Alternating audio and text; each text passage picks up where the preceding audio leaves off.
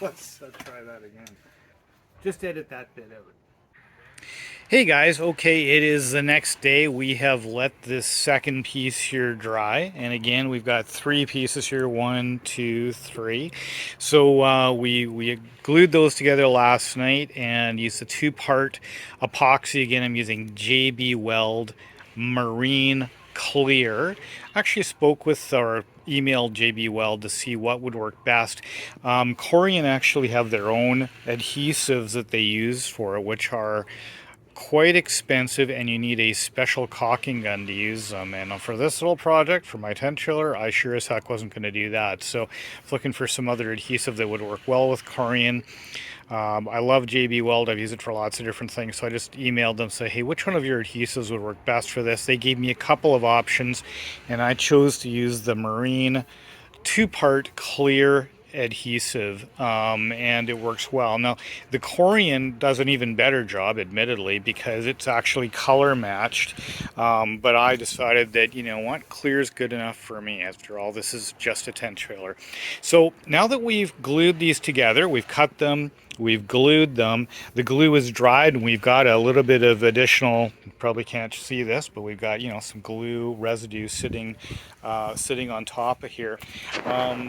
So you know what we want to do now is go and sand it. So what we're doing is we're sanding it with silica carbide sandpaper on a random orbit sander. I've got a little 5-incher, but you know, whatever you've got, it's got to be random.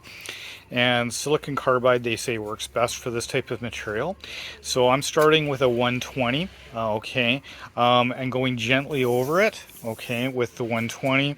Then using a 240 grit for a second pass, going over the area we did with the 120, but also exceeding it by probably the width of this. So we want to make sure we're going outside the range of whatever we sanded with this.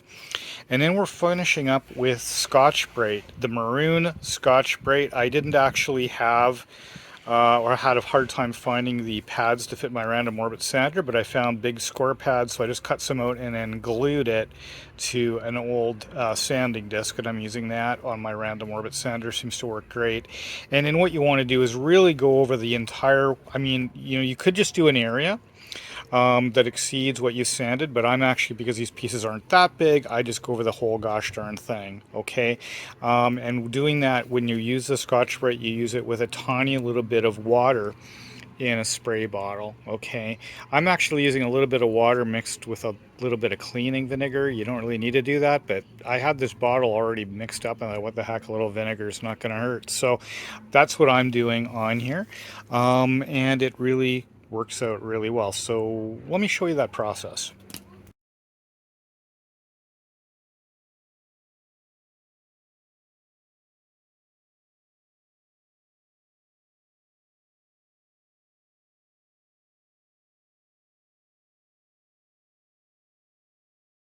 Okay guys, so we've got that first one done. I had a little bit of issues with my sander. I had to go and take it apart and blow the dust out of it and oil it up a bit. Not from this job, from other jobs I've done. It was just, it's getting tired. But anyways, we got that one seam done, and it is very good. In fact, I have to look at the edge to see where it was myself. Yeah, there it is right there. I'll show you at a close-up later, but it looks really good. So now I'm going to do the second seam here. We only got three pieces, 1, 2, 3. So we got a seam here, seam there. This seam has not been touched. It's got all the old Dr. Glue in it from drying last night. So now I'm going to do that one up again with the 120 grit sandpaper.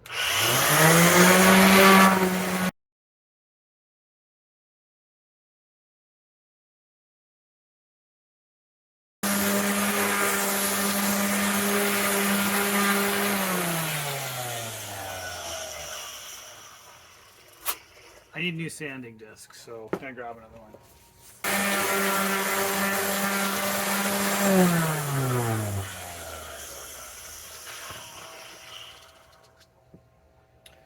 Okay, and that pretty much does it for the 120. Now we're going to move over to the 220 and go and give another pass where we'll actually go a little bit wider than we did with the 120 to try to feather in what we did. Okay, so that'll be the next bit. Okay guys, now we're going to move on to the 240 grit paper. Now I'm using 120 and 240.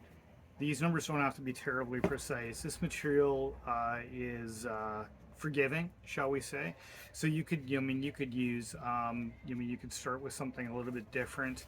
I wouldn't go much more aggressive than 120. I actually think 120 is about as aggressive as you want to be. But in terms of the fine sandpaper, you could use, I'd equally use 300 grit or something else. Bottom line, you want to um, go progressively finer grit, and you want to go um, primarily when we were doing the 120, we were doing a section about like this, generally speaking. So when we do the 240, we want to go wider. Okay, so with the finer sandpaper, so that's what we're going to do. We're going to go to a wider swath, and then, as I mentioned, then we'll move on to the Scotch-Brite. So let's get after it with the 240.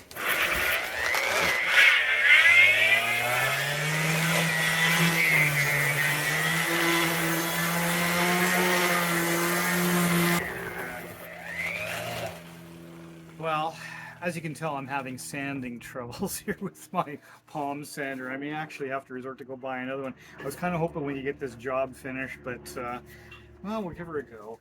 See what happens here. But yeah, I definitely need to buy another one of these things. This is going to go way faster for you guys. My issue in terms of the amount of time it's taking me is my palm sander, which isn't worn out by this job. It's been worn out by zillions of cumulative jobs of the past. But anyways, it is what it is. Whoa. The thing is definitely having, oh yeah, definitely having issues. You know what? I think she's broken. Yeah, I think I'm done. So, okay guys, I'm gonna go grab another palm sander, and we'll bring it right back. Okay guys, we're back in business. So went down to the local hardware place and picked up another random Orbit sander. So my old Craftsman gave up the ghost after probably kind of 20 years, and it died. So now I'm going to use this new DeWalt. So again, we're just going with the 220, and we're just going to go side to side with it to get this thing smoothed out.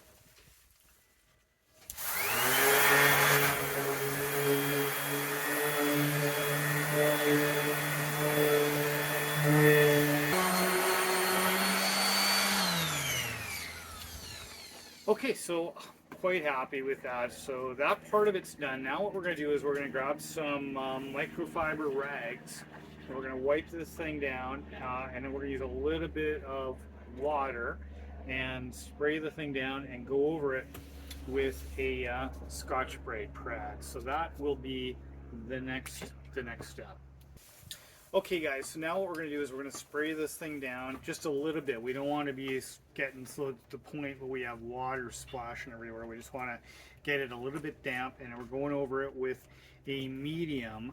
It's the maroon colored Scotch-Brite pad that we're using, and we're going to go over the whole thing and smooth the whole thing out, again with a little bit of water. So let's do that. So we're just going to give it a little bit of a spray, not getting this thing soaked, just a little bit wet. And then we'll continue to spray it as we go. Ah, came unplugged. Whoa. Let's try that again. I think that's a retake. Just edit that bit out. All right.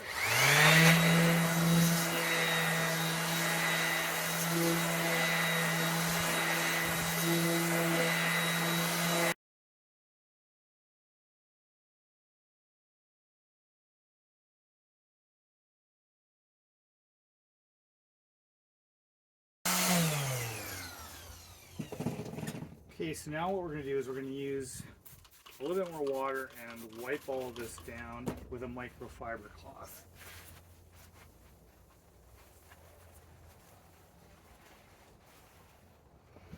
Okay, try to get all of that dust off of there.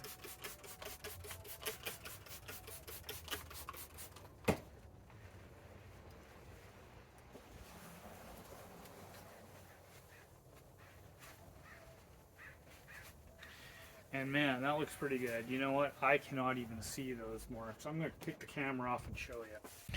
Okay guys, here's our finished result, and I'm going to do everything I can to show you as close up as I can the job that we've got done here. So first off, I'm just going to scan across the whole board, and you tell me if you see a joint anywhere. Okay, And remember, there's 2 of them here. No? Okay, now I'm going to show you where they are by looking at the edges, okay? So if we look really close here, we'll see that there is our gap right there. There's our edge, okay? Do you see that? Now scan your eye. Oh, let me get this in focus. Scan your eye along the piece. And I'm not saying it's completely invisible, but you know, this would have been my, what, 3rd cut with that router to do this. So definitely not a pro job, but man, that's a pretty close to pro result. Where's our other edge? Our other joint is right here. We can see it on the edge piece. Got my fingernail in it. And there we go. That's what we're looking at right there. Like, that is pretty damn, like, you know what, I would be more than happy to have that kind of result on the countertop in my kitchen in my house, let alone in my tent trailer. So you know what, I think this is really working out good. Now the countertop in the tent trailer is all one piece. This needs to be all one piece, but you know, I was thinking about it. These are glued joints, and these, you know, Corian is lighter than most countertop materials, but still, you know, got some weight to it. So I'm a little concerned about joining the whole 6 feet of it together, whether it would break in the process of carrying it. So what I'm going to try to do is just fit it in the tent trailer and try to fix these last 2 pieces together, this last join together in the tent trailer in situ, because I think that's probably a lot safer. So maybe I could get away with it, but you know, it might be a lot easier just to do this. Not only that, but it's easier for me to carry it in 2 pieces. So we're going to give that a go. Hey guys, okay, well, you know what? I went and I took the pieces, put them in a tent trailer, set them side by side. Looks fantastic, but you know what? I've been thinking about doing this last joint in the tent trailer and realize that with the sanding that's required, I would just create a dust storm in that tent trailer that would probably never get cleaned up. So as much as I am a little hesitant to actually have a piece this long with this many joins to carry over to my tent trailer, I think that that is the best course of action. What I might do is I'm going to do the work here outside like I have been. I'm going to join the 2 pieces together, and I think what I might do is use a couple of pieces of wood with some clamps to hold this thing together as I'm taking it to the trailer. Now these things are incredibly strong. I don't want to make it sound like these joins are not really good with the glue, but I'm just concerned of being 6 feet long, and obviously I'm just one guy. If I hold it in the middle, you get all that weight on both ends regardless of where I carry it. So I think if I put a piece of board on there and clamp it, it'll make moving it a lot safer. I actually think there's some good chance that I don't have to do that at all, but I mean, I don't want to take the risk of this thing after putting all this work into it, the thing falling apart halfway to my tent trailer. So anyways, I thought I'd show you the gluing process. So I think I mentioned before, but I'm using a JB Weld product, and it's called Clear Weld is what I'm using. Now I did email JB Weld, and there is I think I said I was using the Marine Clear before. I didn't actually look at the tube. I'm actually not. This is just called JB Weld Clear Weld, okay? I'll try to put a link to it in the description. But I did contact JB Weld about using what adhesive to use on Corian, and they recommended either the Marine Clear or the Clear Weld, which is the one that I was able to find. So in any event, that's what I'm going to do. So I've got it mixed up here. It's a 2-part adhesive. I've got it mixed up in my little container here, and I'm just going to apply this relatively liberally to one side. And then what we'll do is we'll put the 2 pieces together and clamp them up. So it's as simple as that, really. What I've been doing is I just put a liberal amount on each side, then I put the 2 pieces together and I just shuffle them back and forth like, you know, a 1/4 inch, 1/2 inch, just to make sure that all of the various crevices on each side are, you know, completely filled in and there's glue everywhere. So that's what I've been doing. It's been working well. This epoxy says it sets up in 5 minutes, but yeah, it takes a lot longer than that. I've been leaving it overnight with most of these joints. Whether I do with this one, I don't know, but that's what I've been doing.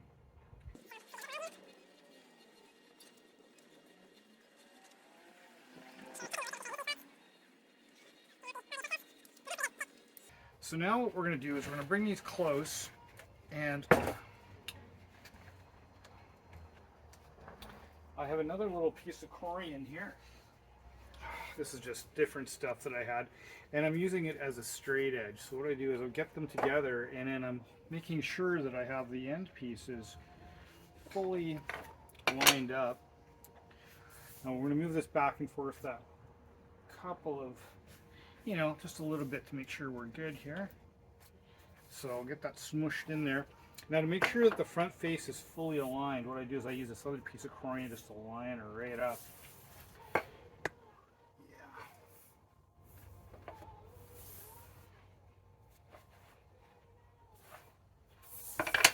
Yeah, that's great. So now we're going to grab our clamps and clamp her up.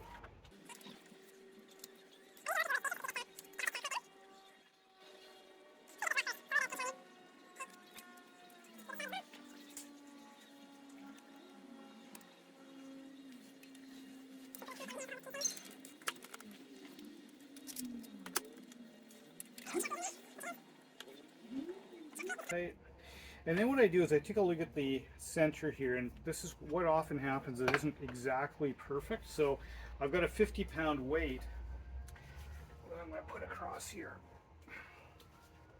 Actually, we got a piece of wood here instead.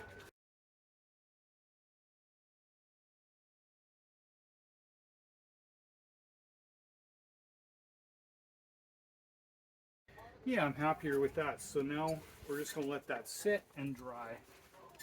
So that's the process. So yeah, then we're going to let this thing dry. We're going to sand again. Then we're going to hopefully move this thing in one piece into the chinchilla. So that's what we're going to do.